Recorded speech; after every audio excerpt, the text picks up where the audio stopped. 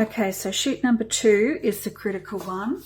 So that the way the instructions show you is first to cut it in half. So if I lay the paper like that and cut it like this, so around this way, around that way. So very important. So we're cutting down the tag there. So if I line it up at 6 inches,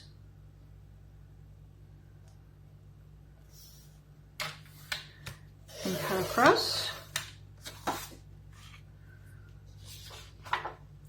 then it's another 5 inches. So if I line it up this way and do 5 inches,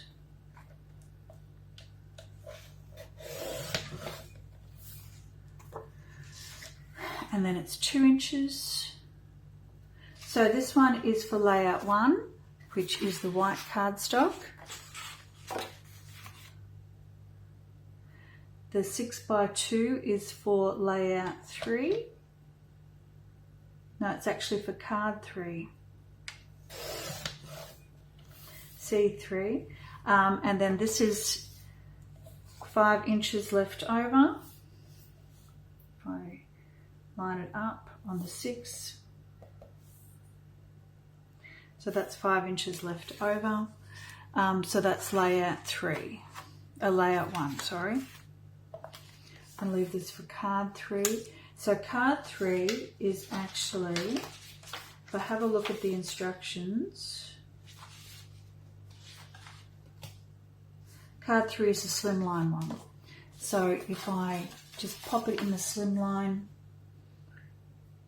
okay, so the leftover pieces, we just need for card 4, 3.5 from the bottom.